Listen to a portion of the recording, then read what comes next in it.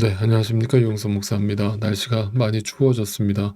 건강 유의하실 수 있기를 바랍니다. 오늘 함께 나눌 말씀은 사도행전 23장 23절에서 30절까지 말씀입니다. 바울의 조카가 우연히 듣게 된 바울에 대한 암살 계획에 대해서 즉시로 바울에게 달려가서 감옥에 있는 바울에게 이 이야기를 전부 다 전달을 했습니다. 그리고 이 소식은 천부장에게도 전해졌습니다. 천부장은 그 소식을 듣자마자 바울의 조카를 불러서 네가 지금 이 사실을 우리에게 알렸다라는 것을 누구에게도 발설하지 말라면서 비밀 유지를 신신당부했습니다. 그러고 나서 바울을 가이사랴에 있는 총독 벨릭스에게 비밀리에 은밀하게 이송하기 위한 작전을 세우게 됩니다. 백부장들로 하여금 중무장한 보병 200명과 기병 70명, 창병 200명을 준비하도록 명령합니다. 합이 470명에 달하는 군인들을 꾸려서 호송단으로 삼은 것입니다. 이것은 굉장히 이례적인 일이었습니다. 한 죄수를 호송하기 위해서 470명의 중무장한 군사들을 일으킨 것은 당시 시대 속에서는 정말 상상할 수 없는 사건이었고 너무나 이례적인 일이었다라고 할 수 있습니다. 여기는 분명 하나님의 섭리가 또한 담겨 있음을 우리는 보게 됩니다. 하나님의 인도하심과 섭리가 아니었다면 결코 설명하기 어려운 장면이라고 할 수 있습니다. 자, 그뿐만이 아닙니다. 천부장은 바울을 호송하는 군인들 편에 총독 벨릭스에게 보내는 친서를 써 보냈습니다. 그런데 그 내용이 우리가 기대했던 거와는 좀 다른 내용이 담겨져 있습니다. 그 내용이 어떤 내용인지 제가 함께 읽어볼 텐데 좀 길지만 제가 천천히 함께 여러분과 읽어보겠습니다. 여러분, 제가 천천히 다 읽어보겠다는 뜻은 이 내용이 중요하니까 여러분 세밀하게 한번 생각하면서 살피면서 읽어보시라는 뜻입니다. 한번 읽어보죠. 글라우디오 루시아는, 그러니까 자기 천부장의 이름 실명을 밝히고 있습니다. 글라우디오 루시아는 삼과 총독 벨릭스 각하께 문안드립니다. 이 사람은, 바울을 말하죠, 유대 사람들에게 붙잡혀서 죽임을 당할 뻔하였습니다. 그런데 나는 그가 로마 시민인 것을 알고 군대를 거느리고 가서 그를 구해냈습니다. 유대 사람들이 무슨 일로 그를 고소하는지를 알아보려고 나는 그들의 의회, 사내들이 공회를 말하죠. 의회로 그를 데리고 갔습니다. 나는 그가 유대 사람의 율법 문제로 고소를 당하였을 뿐이며 사형을 당하거나 갇힐 만한 아무런 죄가 없다는 것을 알았습니다. 그런데 이 사람을 해하려고 하는 음모가 있다는 정보를 듣고서 나는 당장에 그를 총독님께로 보내는 바입니다.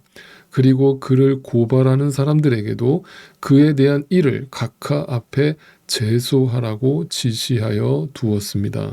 여러분, 제가 이 이야기를 천천히 다 읽어드린 이유가 있습니다. 얼핏 읽으면 마치 이 천부장이 엄청나게 바울에게 큰 혜택을 베풀고 바울을 굉장히 아끼고 생각해 주는 듯한 편지의 내용이 담겨 있습니다. 그런데 문제는 과연 지금 이 천부장이 자기 상관에게 보고하고 있는 이 내용이 100% 진실인가 하는 문제입니다. 여러분, 저와 여러분은 지금까지 이 사도행전을 함께 묵상을 하면서 읽어 내려왔습니다. 곰곰이 생각하면서 읽어봤습니다. 그러면 이 내용이 과연 사실인지 아닌지 우리는 이미 알고 있습니다. 과연 이 내용이 그대로인지 한번 살펴보기를 원합니다. 첫 번째, 유대인들에 의해서 거의 죽을 뻔했던 사도 바울을 자신이 그가 로마 시민권자라는 사실을 먼저 알고 그 다음에 군대를 끌고 가서 그 시민권자를 구해내기 위해서 그를 보호하고 구출해냈다라고 자기 상관에게 보고를 했습니다. 여러분, 저하고 같이 이 내용을 다 읽어보지 않으셨습니까? 이 말이 사실입니까? 정말 그렇습니까? 네, 거짓말입니다. 왜 거짓말입니까? 사실은 어떠했습니까? 분명 예루살렘에서 대소동이 일어난 것은 사실입니다. 근데 대소동이 일어났을 때 그 소동이 일어났다는 소문을 듣고 보고를 받고 천부장은 군대를 이끌고 현장에 출동했던 것입니다. 근데 그 출동했던 현장에서 바울이 그 유대인들한테 둘러싸여서 매를 맞고 있으니까 도대체 이게 무슨 일이냐 하면서 그를 거기서 끄집어냈는데, 바울이 그때 당시 로마 시민권자라는 사실을 알았습니까? 몰랐습니까?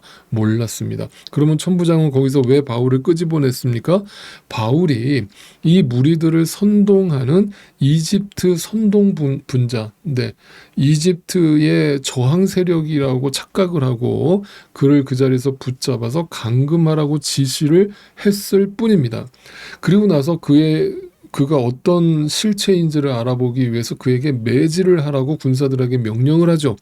그래서 채찍을 가하려던 그 순간에 바울이 이러지 마시오. 나는 로마 시민권자입니다. 로마 시민권자를 어떤 법적인 절차도 거치지 않고 이렇게 형벌을 하는 것이 맞습니까? 라고 따져 묻죠.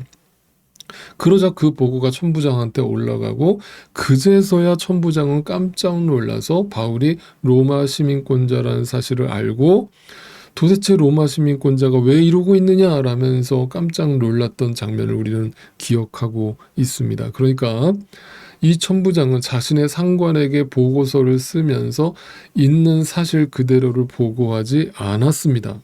그렇다면 그 이유가 무엇일까는 잠시 뒤에 또 생각을 해보겠습니다. 두 번째, 바울에 대한 암살 모의가 알려져서 자신이 바울을 총독에게 이송하면서 바울의 고발자들에게도 총독에게 바울을 고발하도록 했다라는 보고를 했다라고 전하고 있습니다. 여러분, 이 또한 사실이 아닙니다. 왜 사실이 아닙니까? 여러분, 바울의 조카로부터 유대인들의 암살 계획을 알게 된 그 천부장은 그날 밤에 극비리에 바울을 가이사랴로 이송시켰습니다.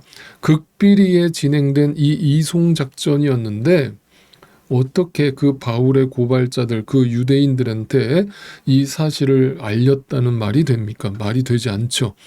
그렇다면 이것도 거짓으로 보고를 한 것이죠. 왜냐하면 당시에 로마 법상으로는 이제 고소를 한 이 고발자들에게도 왜 이 죄수를 그 벨릭스 총독한테 이송하는지를 보고하게끔 되어 있었습니다. 그러니까 법적인 절차가 그렇게 되어 있었단 말이에요. 그러니까 그런데 그것을 알리지 않고 비밀리에 보낸 이유가 있었죠. 그것은 위험하다는 판단도 있었지만 그들한테 알렸을 때 그들이 그것을 반대할 거라는 걸 알고 있었기 때문이죠. 그래서 즉시로 바울을 비밀리에 총독에게 이송을 했던 것입니다.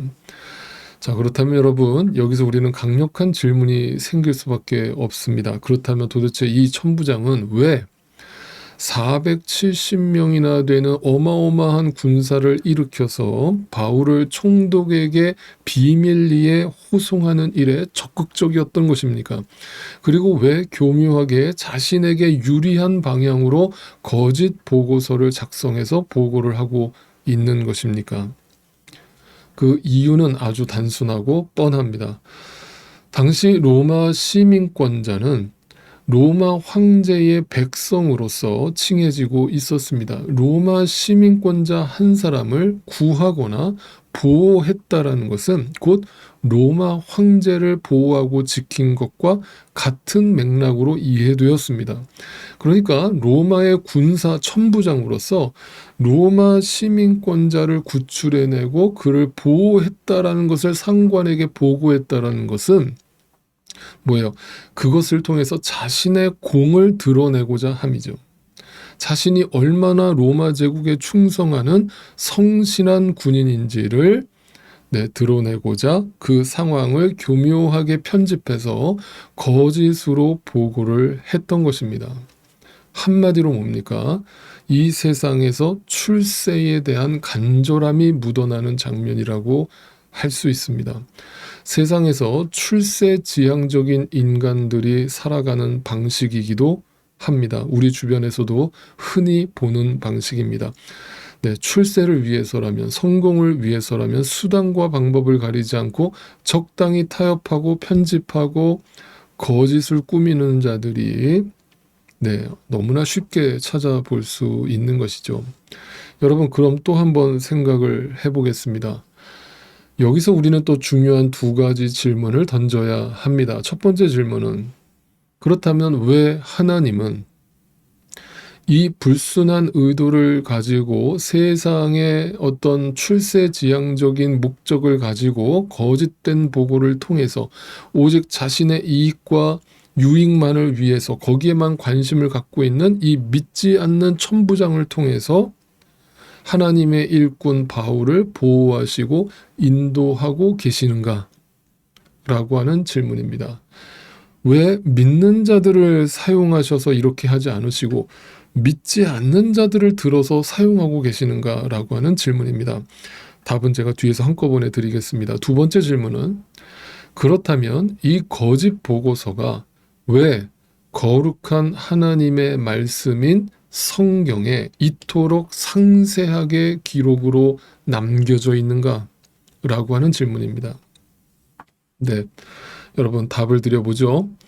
성경은요, 항상 두 가지 인생을 대비해서 우리에게 보여주기를 좋아합니다. 하나는 진리의 길을 걷는 자의 인생입니다. 좁은 길을 걷는 사람이죠. 또 하나는 거짓의 길을 걷는 자의 인생입니다. 즉, 넓은 길을 걷는 사람들입니다. 오늘 본문에서도 여지없이 이 두 가지 인생의 길이 대비되고 있습니다. 자신 안에 거짓이 폭로당하고 그 거짓된 옛 자아를 배설물처럼 다 버려버리고 오직 자신의 주인 되신 주님 앞에 온전히 무릎을 꿇고 항복하고 붙들려서 그 주님과 함께 그 십자가의 길을 걷고 있는 바울의 인생과 오직 자신의 명예와 출세와 이 땅에서의 성공과 부와 명예에만 관심이 있을 뿐 자신 앞에 있는 자가 누구인지, 그가 전하는 복음의 의미가 무엇인지 전혀 관심이 없고 오직 이 사건을 통해서 어떻게 하면 내가 출세할 수 있을까를 고민하면서 온갖 인간적인 잔머리를 다 굴리고 앉아있는 그 천부장의 인생의 모습을 비교하면서 또 그 모습을 성경에 아주 상세하게 기록해 놓음으로써 당시 사람들은 깜빡 속아버렸지만 그의 거짓을 하나님이 만천하에 폭로하고 계시는 장면인 것입니다.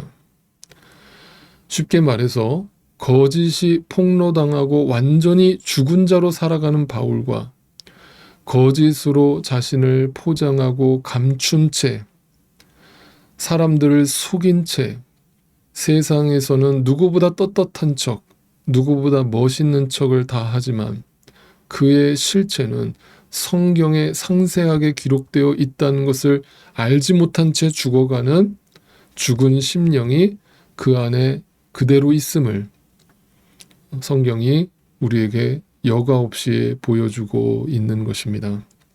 그러면서 우리한테 질문을 동시에 던지고 있는 것이죠. 여러분은 어느 쪽의 인생을 살고 있느냐라고 묻고 있는 것입니다. 여러분, 여전히 이 세상이 좋으십니까? 주님이 정말 모르고 계신다고 생각하십니까?